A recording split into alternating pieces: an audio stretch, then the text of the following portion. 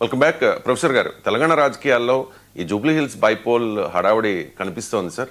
So విమర్శలు కూడా పెరుగుతోన్న పరిస్థితి. కాంగ్రెస్ పాలనకు రెఫరెండం ఇది అని చెప్పి కేటీఆర్ చెప్తుంటే బీఆర్ఎస్ అండ్ బీజేపీ రెండు పార్టీలు కూడా కలిసాయి లోపాయికార ఒప్పందం చేసుకున్నాయి జూబ్లీ హిల్స్ ఉప ఎన్నికలో అని చెప్పి రేవంత్ రెడ్డి ఆరోపిస్తున్న పరిస్థితి కనిపిస్తోంది. బీజేపీ నుంచి దీపక్ రెడ్డి, నవీన్ యాదవ్ కాంగ్రెస్ నుంచి, అలాగే మాగంటి సునీత బీఆర్ఎస్ పార్టీ నుంచి పోటీలో ఉన్నారు. సో జూబ్లీ హిల్స్ ఉప ఎన్నిక తీర్పును ఏ అంశాలు ప్రభావితం చేస్తాయి సార్? టిఆర్ఎస్ ఇది ఇక్కడ డిసైడ్ చేయాల్సింది ఏంటంటే చాలా మంది సానుభూతి అనుకుంటున్నారు, కానీ సానుభూతి అనేది ప్రధాన అంశంగా కాదు. ఎందుకంటే నేను చాలా క్లోజ్గా Jubilee hills by election campaign సరళి పరిశీలిస్తున్నాను, చాలా మందితో మాట్లాడుతున్నాను. నాకున్న అంచనా ప్రకారం సానుభూతి అనేది ప్రధాన అంశం కాదు. ఈవెన్ అభ్యర్థుల మధ్య కూడా ప్రధాన అంశం కాదు. ప్రధాన అంశం పొలిటికల్ పార్టీల మధ్య. అందులో కాంగ్రెస్ ప్రభుత్వము, గతంలో కేసీఆర్ ప్రభుత్వం, ఈ రెండింటి మధ్య హైదరాబాద్ నగరంలో ఎప్పుడు అభివృద్ధి జరిగింది అని ప్రజల పర్సెప్షన్ టెస్ట్ అవుతుంది. మనకు అర్థం కావాల్సిందంటే కేసీఆర్ టీఆర్ఎస్ ఇక్కడ సిట్టింగ్ సీట్, ఇది లాస్ట్ టైం కూడా వాళ్ళే గెలిచారు. ఇది కాంగ్రెస్ పార్టీ గెలవడం ఒక ఛాలెంజ్. ఏదైనా గెలిస్తే వాళ్ళ బోనస్. ఎందుకంటే సిట్టింగ్ సీటు బీఆర్ఎస్ది. బీఆర్ఎస్ నిలుపుకోవడం అనేది బీఆర్ఎస్కు రాజకీయంగా అవసరము. హైదరాబాద్ నగరంలోనే లాస్ట్ 2023 ఎలక్షన్స్లోనే కాంగ్రెస్ ఎక్కడా పెద్దగా ప్రభావం చూపించలేదు. అందువల్ల మొదటిది ఫ్యాక్టర్ హైదరాబాద్ నగరం ఎప్పుడు అభివృద్ధి జరిగింది, ప్రస్తుత రేవంత్ ప్రభుత్వ హయాంలోనా, గతంలో కేసీఆర్ ప్రభుత్వ హయాంలోనా? ఎందుకంటే కేసీఆర్ ప్రభుత్వం టైంలో జరిగింది, ప్రజల అనుభవంలో ఉంది. రేవంత్ ప్రభుత్వము ఇప్పుడు ఫ్యూచర్ సిటీ అని, మీకు మూసీ ప్రక్షాళన అని, Musi river front project, regional ring road, green field highways future సిటీని కలుపుతూ, హైదరాబాద్ మెట్రో విస్తరణ, ఇలాంటి ఫ్యాక్టర్ ఆస్పెక్ట్స్తో రేవంత్ రెడ్డి హైదరాబాద్ ఒక ఐకానిక్ స్ట్రక్చరు, మీకు times square, New York times square లాంటిది. సో ఈ ప్రపోజల్స్తో ప్రజల్లోకి వెళ్తున్నారు. అంటే ఒక రకంగా ప్రజల పర్సెప్షన్ ఏంటి, హైదరాబాద్ నగర ప్రజలు గత ప్రభుత్వంలో బాగా జరిగిందా, తమకు ఈ ప్రభుత్వంలో బాగా జరుగుతుందా అనేది ఒక రకమైన టెస్ట్గా ఉంటుంది. రెండవది, ఓవరాల్గా కాంగ్రెస్ ప్రభుత్వం పైన రెఫరెండం అని నేను అనుకోను. ఎందుకంటే ఏ ఎన్నిక ఎప్పుడు రెఫరెండం కాదు. ఇది నేను ఇప్పుడే కాదు, కేసీఆర్ ముఖ్యమంత్రిగా ఉన్నప్పుడు ఉప ఎన్నికలు జరిగినా నా స్టాండ్ ఇదే. ఇలా కొత్తగా నా స్టాండ్ కాదు.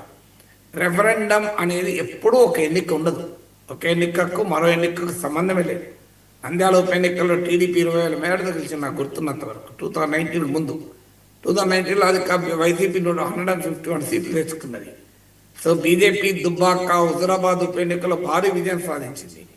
కానీ బీజేపీ అధికారంలోకి రాలేదు. తెలంగాణలో హుజూర్ నగర్లో, నాగార్జున నగర్లో ఓడిపోయి హుజురాబాద్లో 3,000 ఓట్లే తెచ్చుకున్నాయి 3 ఉప ఎన్నికల్లో.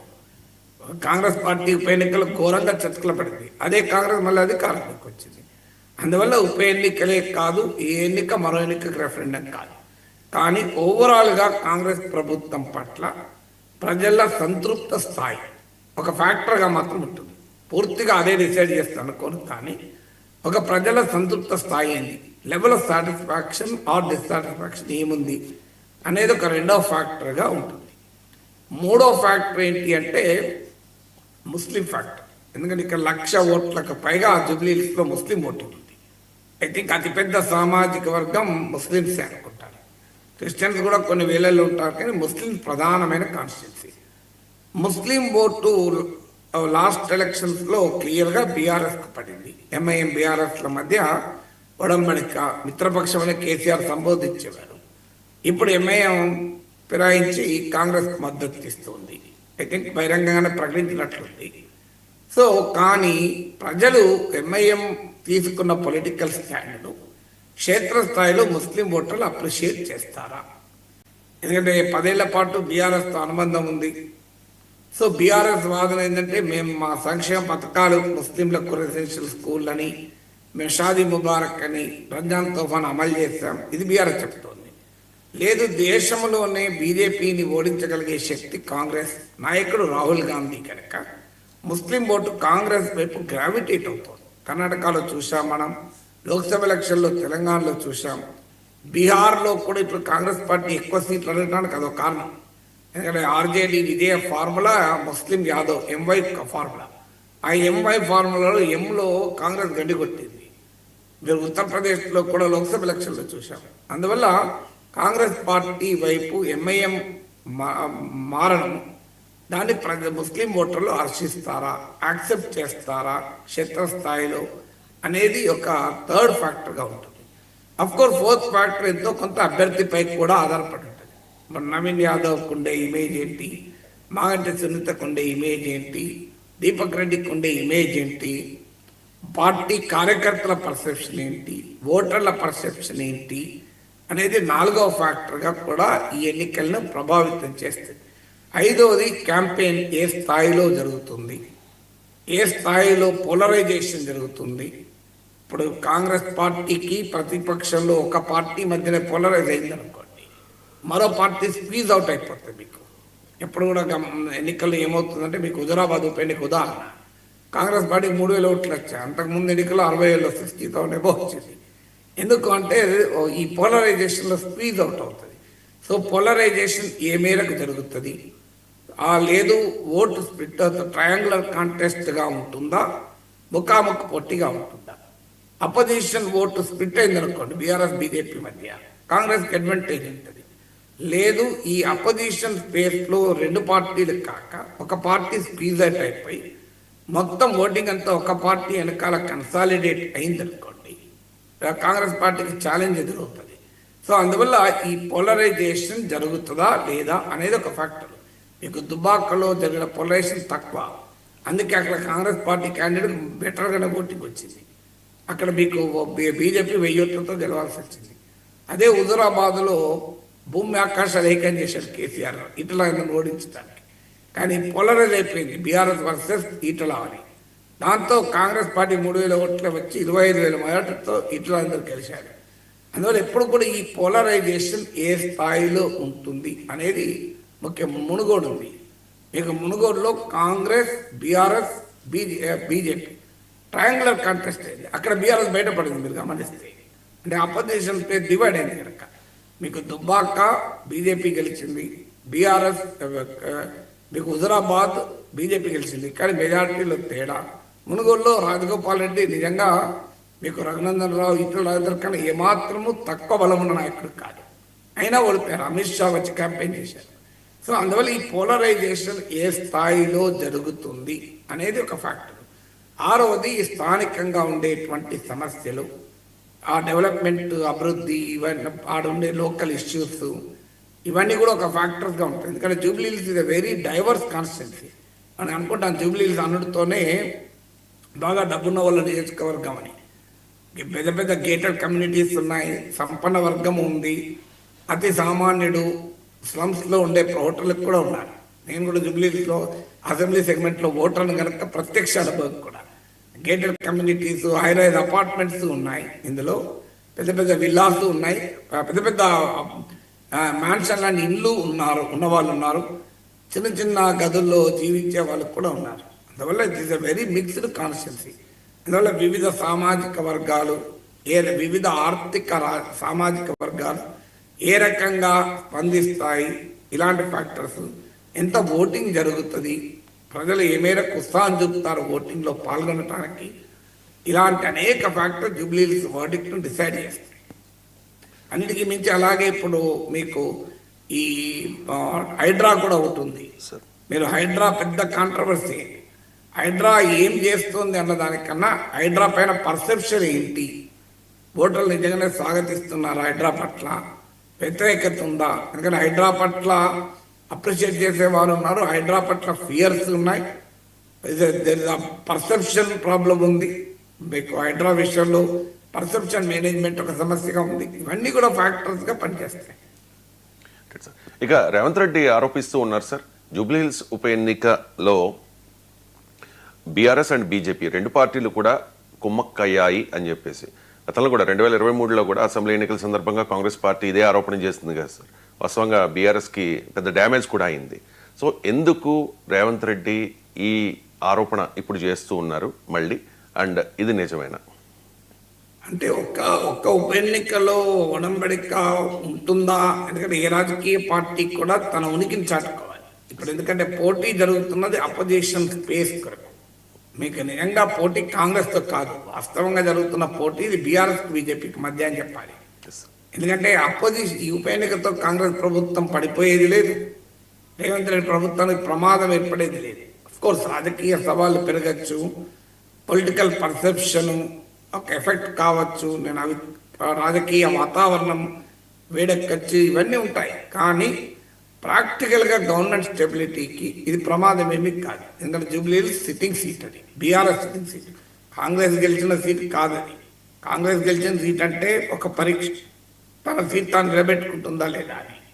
ఇప్పుడు కాంగ్రెస్ పార్టీకి పరీక్ష కాదు, ఒక రకంగా బీఆర్ఎస్కి పరీక్ష, తన సీట్ తాను నిలబెట్టుకుంటుంది. ఎందుకంటే అసెంబ్లీ ఎన్నికల్లో ప్రధాన ప్రతిపక్షంగా బీఆర్ఎస్ ఎమర్జ్ అయింది, లోక్సభ ఎన్నికలకు వచ్చే వరకు బీఆర్ఎస్ బాగా వెనుకబడి బీజేపీ ఎమర్జ్ అయింది. బీఆర్ఎస్ ఓటింగ్ నియర్లీ 20% తగ్గింది, బీజేపీ ఓటింగ్ 20% పెరిగింది. బీఆర్ఎస్కు ఒక్క సీటు కూడా లోక్సభ ఎన్నికలు రాలేదు, కాంగ్రెస్కు సమానంగా బీజేపీ వచ్చింది. తర్వాత జిహెచ్ఎంసీ ఎన్నికలకు కూడా ఉన్నాయి. జిహెచ్ఎంసీ ఎన్నికల్లో కూడా లాస్ట్ ఎలక్షన్ తీసుకుంటే fight was between BRS and BJP. Course ఇప్పుడు కాంగ్రెస్ కూడా ఒక ముఖ్యమైన ప్లేయర్ అవుతారు.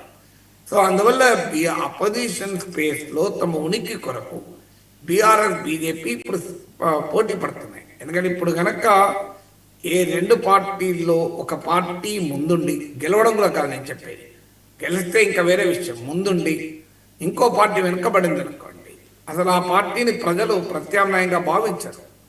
మీకు మనకు ఉదాహరణ కూడా ఉంది. అప్పటిదాకా కాంగ్రెస్ ప్రధాన ప్రత్యర్థిగా బీఆర్ఎస్ ప్రజలు చూస్తే దుబ్బాకతో మొదలైంది బీజేపీ విజయ విహారం, దుబ్బాకలో గెలవడము. ఆ తర్వాత దుబ్బాకలో ఒక రకంగా బీఆర్ఎస్ సెల్ఫ్ గోలే, కేటీఆర్ కనీసం ఒక రోడ్ షో జరిపినా బీఆర్ఎస్ గెలిచేది. కానీ వాళ్ళు దాన్ని లైట్ తీసుకున్నారా లేదా వ్యూహాత్మకంగానే రఘునందన్ రావు గెలుపుకు సహకరించారా, ఇవాళ రకరకాల థీరీస్ ఉన్నాయి, వీ డోంట్ నో దాట్. అంటే ఏ థీరీ కానీ ఒకటి మాత్రం నిజం, కేటీఆర్లో ఎవరొక్కరు వెళ్ళినా ఒక్క రోడ్ షో జరిపినా దుబాక గెలిచేది. అది ఓవర్ కాన్ఫిడెన్స్తో పోయారా, దెర్ ఆర్ సెవరల్ థీరీస్, ఆ థీరీస్ మేము వెళ్ళడం లేదు. కానీ మీరు దుబ్బాక హుజూరాబాద్ గెలిచాక హైదరాబాద్లో కూడా బీజేపీ మంచి విజయాలు సాధించాక రాష్ట్రంలో బీజేపీ అధికారంలోకి వస్తుంది, రాకపోయినా కూడా హంగ్ అసెంబ్లీ వచ్చి బీజేపీ కింగ్ కాకపోయినా కింగ్ మేకర్ అవుతారనే వాతావరణం వచ్చేసింది. వాళ్ళు చేతుల్లో చెడగొట్టుకున్నారు. బండి సంజయ్ని మార్చడము, కవిత అరెస్ట్ విషయంలో వేసినటువంటి తప్పడడుగులు, క్రియేట్ చేసిన హైపు, వాస్తవానికి ఏమీ జరగకపోవడము, ప్రజా సంగ్రామ యాత్ర అర్ధాంతరంగా ఆపడము, దీనట్లు ఎక్కడో చోట బీజేపీ బీఆర్ఎస్ ఒక్కటే అన్న భావన కలిగింది. కథం బీజేపీ దెబ్బతిన్నది. అప్పుడు రేవంత్ రెడ్డి నాయకత్వంలో కాంగ్రెస్ దూసుకొచ్చింది. సో అందువల్ల అపోజిషన్ స్పేస్లో ఇప్పుడు ఎవరు నిలబడతారనేది రేపు కాంగ్రెస్ ప్రభుత్వం పట్ల అసంతృప్తి పెరిగిన రోజు అది ఆటోమేటిక్ చాయిస్గా మారిపోతుంది. అందువల్ల ఆ అవకాశాన్ని బీజేపీ వదులుకుంటుందా, బీఆర్ఎస్ వదులుకుంటుందా? అయితే వ్యూహాత్మక ఓటింగ్, స్ట్రాటజిక్ ఓటింగ్ జరగచ్చు ప్రజలు కూడా. ఇప్పుడు మీకు లోక్సభ ఎన్నికల్లో బీజేపీ బీఆర్ఎస్ల మధ్య ఒడంబడిక జరిగి బీఆర్ఎస్ తనకు ఒక్క లోక్సభ సీట్ అయినా రాకపోయినా మంచిదే అని తన పార్టీని తానే చంపుకుంటుందని అనుకోను. కానీ వ్యూహాత్మకమైన ఓటింగ్ ఉంటుంది. అంటే అర్థం ఏంటి, మేము ఎలాగూ గెలవు, కనీసం కాంగ్రెస్ ఓడించాలి అని క్షేత్రస్థాయిలో బీఆర్ఎస్ నాయకులు బీఆర్ఎస్ ఓటర్లలో ఉన్న మాట నిజం. అది బీజేపీకి లాభమైంది. దాంతోపాటు జాతీయ రాజకీయాల ప్రభావం కూడా బీజేపీకి ఉపయోగపడింది. ఇప్పుడు కూడా ఏదో ఒక పార్టీ గనక బీఆర్ఎస్ అయినా బీజేపీ అయినా మేము ఇక ఈ సీట్లో గెలవము అనే భావన కలిగింది అనుకోండి, వాళ్ళ ఓటర్ కూడా వాళ్ళ క్యాడర్ కూడా షిఫ్ట్ అయిపోతారు. ఎందుకంటే ఇప్పుడు బీజేపీకైనా బీఆర్ఎస్కైనా అర్జెంటుగా కాంగ్రెస్ను ఓడించాలి, కాంగ్రెస్ను ఓడించితే తర్వాత మనం చూసుకోవచ్చు అని, కాంగ్రెస్ను ఓడిస్తే తర్వాత మనం కొట్టుకోవచ్చు, ఏం ప్రాబ్లం ఏం లేదు అని. కేరళలో ఒకసారి హిందూ, ముస్లిం, క్రైస్తవ మత సంఘాలన్నీ కలిసి లెఫ్ట్ మీద పోరాడాయి. దేవుడు లేడనే వారితో మొదలు కొట్లాడదాం, తర్వాత ఎవరు దేవుడు మనం కొట్టుకుందాంలే అని. సో అలాగే ఉంటుంది రాజ్య స్వభావం అనేది.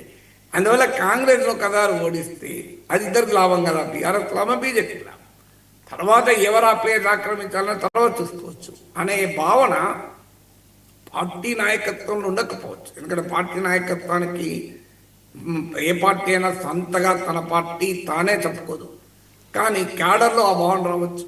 అప్పుడు వ్యూహాత్మక ఓటింగ్ షిఫ్ట్ జరగచ్చు. అలాగే ఓటర్ కూడా ఫలానా పార్టీ గెలుస్తుంది అనే భావన వచ్చింది అనుకోండి, ఆ పార్టీ వైపు షిఫ్ట్ కావచ్చు. ఫలానా పార్టీ గెలుస్తుంది అంటే వాళ్ళ ఓటింగ్ ఛాయిసెస్ మారిపోవచ్చు. ఇలాంటి ఫ్యాక్టర్ చాలా ఉంటాయి మీకు. అందువల్ల దాన్ని స్ట్రాటజిక్ ఓటింగ్ అంటారు.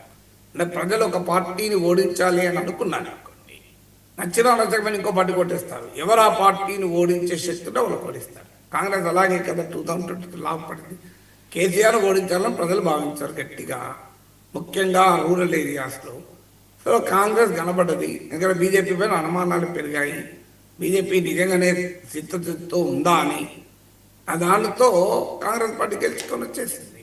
మీరు ఒకవేళ బీజేపీ పైన అనుమానమే కలిగి ఉండకపోతే, బండి సంజయ్ని అర్ధాంతరంగా తొలగించి ఆ వాతావరణాన్ని చెడగొట్టుకొని ఉండకపోతే ఊనోస్ తెలంగాణ అసెంబ్లీ హంగా వచ్చేదా, ఎవరెవరితో పొత్తు పెట్టుకుని అధికారంలో ఉండేది, రాజకీయాలు ఒక రకంగా ఉండేదేమో. వీరున్నో ఏం జరుగుతుందని ఖచ్చితంగా చెప్పలేము. అందువల్ల మీకు ఈ అపోజిషన్ రకరకాల డైమెన్షన్స్ ఉంటాయి ఎన్నికలు అనే వరకు. సో అందువల్ల ఇప్పుడు టీఆర్ఎస్ బీజేపీల మధ్య పార్టీల స్థాయిలో రాష్ట్రీయ ఒడంబడిక ఉండి చేజేతులా తమ పార్టీ ఉనికిని కోల్పోతారని అనుకోను. కానీ ఇట్ ఇస్ పాసిబుల్ క్యాడర్ స్థాయిలో, ఓటర్ స్థాయిలో ఆ స్ట్రాటజిక్ ఓటింగ్ అనేది ఉండే అవకాశం మనకు పారేయలేదు. సార్ కేటీఆర్ అంటూ ఉన్నారు సార్, ఈ జూబ్లీ హిల్స్